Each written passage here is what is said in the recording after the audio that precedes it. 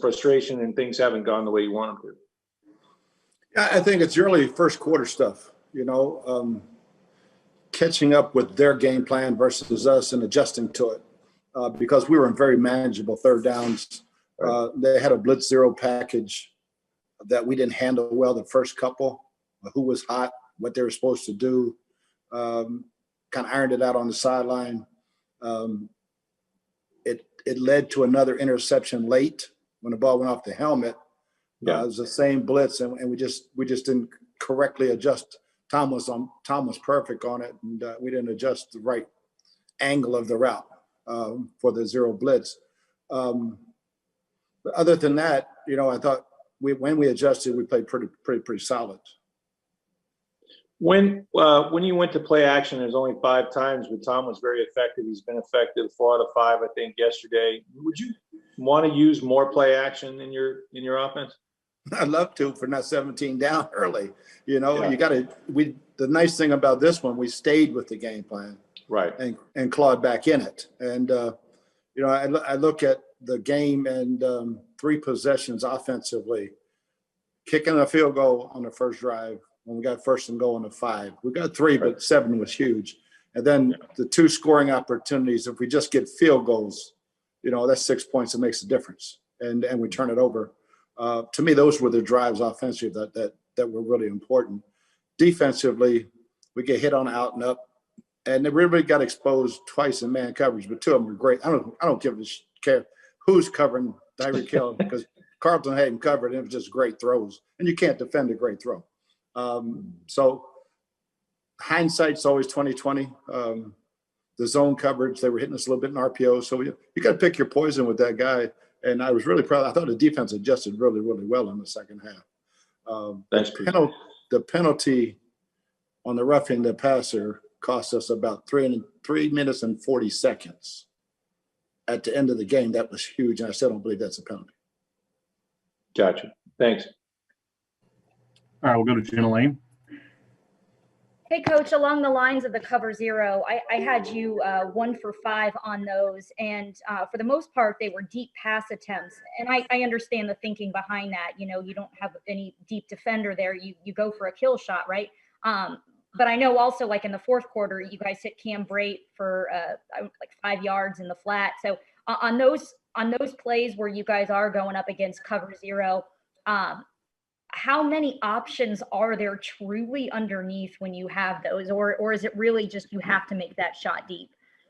No, there's a bunch of options, and you can also check the protection to get it picked up and then take the deep shot. So yeah, we just got to do a better job of game planning. That we knew it was coming. They're a cover zero. Spags has always been a cover zero guy. We just didn't handle it well enough in certain situations. And I know Rick asked about the play action. I know we haven't seen a ton of it the last 2 weeks. But what are your philosophies on the use of motion? I know you do a lot of it like pre-snap, but what about at the snap? Is that something that you would consider doing going forward? We've done it in the past, and we did it for years. I never see a lot of quarterbacks. Peyton Manning never wanted anybody in motion. So each quarterback's so different. What they want the motion for. We have used jet motion a little bit. I'm not a big fan of it. So if it's going to disrupt what you're doing versus just blocking people. Thank you, Coach. Mm-hmm.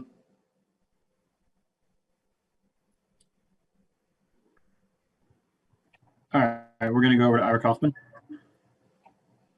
Bruce, the run defense has been fabulous all season, consistent, 12 games.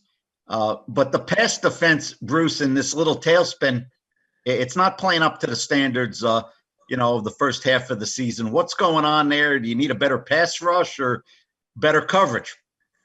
I think it's that combination. We got to cover tighter, and we got to get home faster. We can't let a guy in man coverage have 3.7, 3.8 seconds to throw a ball. It's got to come out in 3 or less. And we can cover for 10 or 12 yards, but we're going to give him that much time. Again, Patrick is an unbelievable guy. He just keeps backpedaling. He was backpedaling to his left for about, 9.5 yards and throws a dime. So we don't see him every week. But yeah, I think tighter coverage. Against the Rams, it was tighter coverage. But when we're playing man, we got to get home. Thanks, Bruce. You bet. All right, we'll go to Scott Reynolds. Hey, Bruce, you told Jenna just a couple seconds ago you're not a huge fan of motion, but has Tom Brady asked for more motion in the offense to help him identify coverages?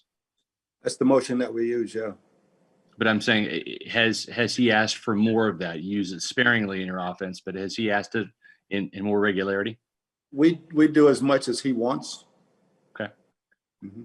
Also, you're the quarterback whisperer, former quarterback advocate. Has the NFL gone overboard in terms of protecting the quarterback? You mentioned the JPP hit. Kevin Minter had a sack against Teddy Bridgewater that was, face mask to face mask. But what are your thoughts on protecting the quarterback? And some of these hits to the head aren't serious; they're more ticky-tack. But what are your thoughts on that? Well, I thought Kevin's was a good call. He's got to lower his target and go to the side and not directly land on the quarterback. He did all three. I thought JPP hit the quarterback's arm and glanced into his helmet. I didn't think that would ever be a penalty. Again, we stopped him, but we lost almost 4 minutes off the clock when we had that ball in interception, which changes the end of the game. I'm all for protecting quarterbacks. We don't have a league without them, and especially low hits on the quarterback, which there were a couple that didn't get called. All right, we're going to go over to Greg Allman. Hey, Bruce, you talked a little bit about how much you guys have already done a lot of self-scouting in terms of knowing what's ahead for opponents in these last 4 games. How much – it's so unusual to have a bye this late.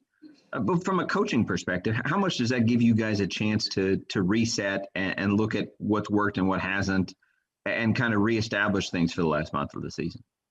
Yeah, the self-scouting and stuff that we do is ourselves.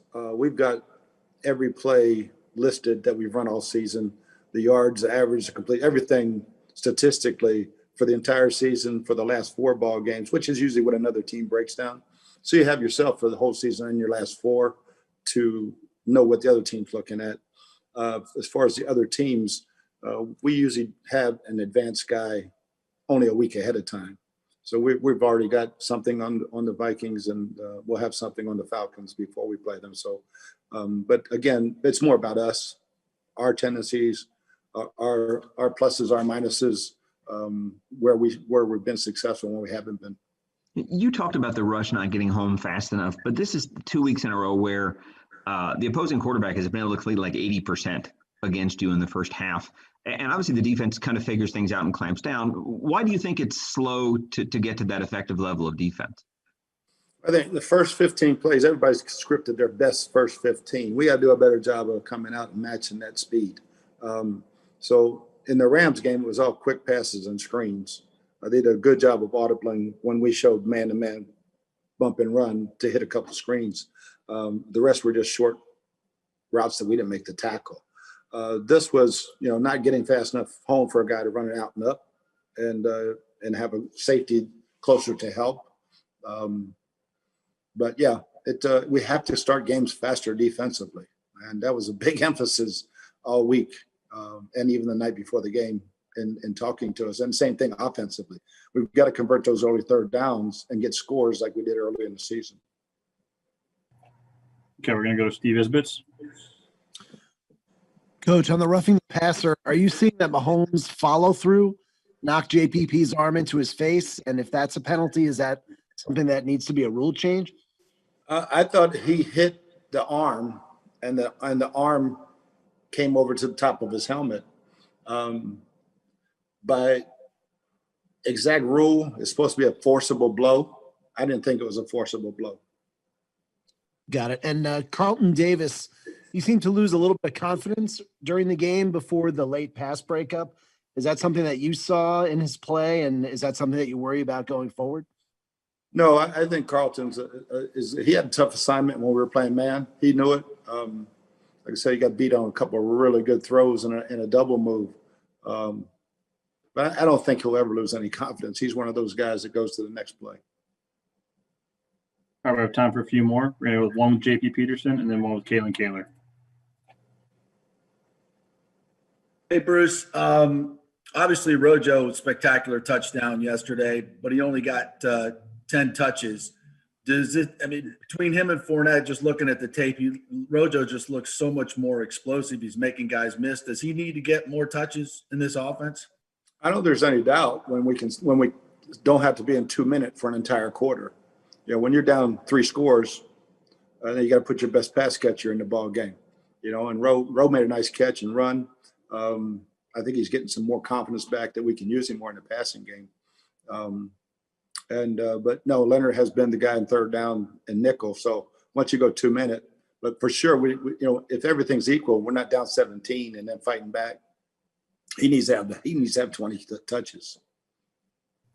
All right, final two are going to be Scott Reynolds, then Kalen Kaler. Hey, Bruce. So with 6 days off, I just wanted to ask you how you and your staff are going to be using the bye week. I know the players have the time off. How much time will the coaches have off versus how you guys are going to be meeting at the facility or via Zoom? Yeah, we're not allowed in the facilities today and tomorrow. League rules have us out of the facility for the virus. We'll be back in Wednesday and get everything settled as far as going back through the self-scout stuff and get a good handle on the Vikings and get the game plan set, and they'll have the weekend off. All right, we'll close with Kalen. Hey, Bruce. Kalen Kaler, right for Bleacher Report. Nice to meet you. Talked a lot this offseason about possibly doing the quarantine quarterback thing where you keep a quarterback kind of away from the rest of the group. I'm curious with what happened with the Broncos this Sunday where they didn't have a single quarterback available to them, starting a practice squad wide receiver primarily at that role. Did that make you think any differently about the way that you're handling your quarterbacks in this environment? And was it a reality check? Is it a worst case scenario? What happened at Denver? And do you use that as an example with your players to really stress, we've got to wear our masks in the facility. We've really got to follow this protocol. Yeah, our guys have been outstanding. We follow the protocols and we have such a great facility. We have so much space and so much space outside. So our guys they've got their masks on entirely at the meetings. They're spread out apart. We've been able to knock on wood, be really, really good with the virus, especially in the quarterback room.